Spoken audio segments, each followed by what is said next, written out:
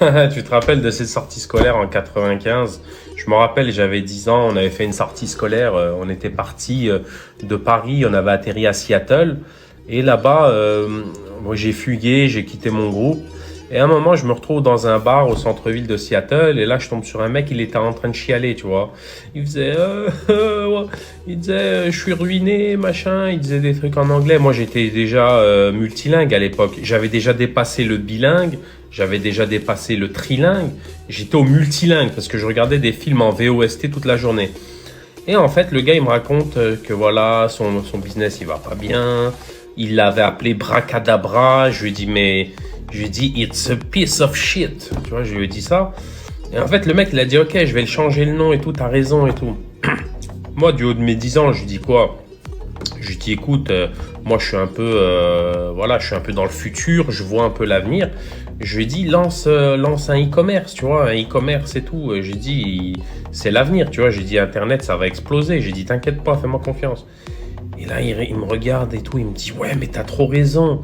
You're right. Tu vois, il me dit ça, you're right.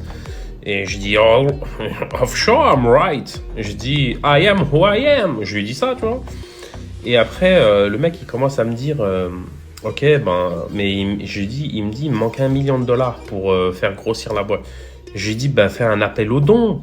Je lui dis, fais un appel aux dons. Là, il l'a fait, il a réussi à récolter $1 million plus tard. Et en fait, je lui ai dit, écoute, au début, je lui ai donné les consignes. Je lui ai dit, au début, tu vas vendre des livres. Je lui ai dit, après, tu vas vendre des jouets.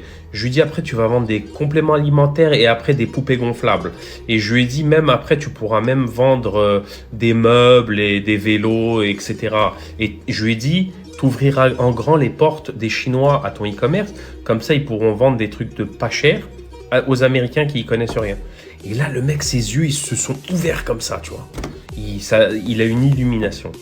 Et en fait, après, je l'ai laissé là-bas. Je lui ai dit, vas-y, paye-moi mon verre parce que, avec les conseils que je te donne, ça vaut des millions. Il me dit, ouais, ok, et tout. Et ce mec-là, il roulait en Honda, hein, je vous dis.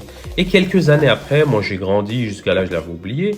Et je vois, en fait, ce gars-là, il avait monté une entreprise qui s'appelait Amazon. Et en fait, c'était devenu un multimilliardaire.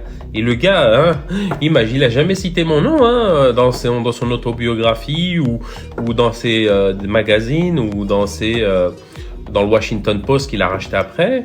Il a jamais cité mon nom. Hein, ça, je trouve que c'est être ingrat. Tu vois, parce que je l'ai quand même aidé ce jour-là dans ce bar. Donc voilà, ce gars-là, il s'appelait Jeff Bezos. Voilà, il s'appelait Jeff Bezos, je l'ai appris après. Donc un peu de gratitude quand quelqu'un vous aide. Ouais, un peu de gratitude.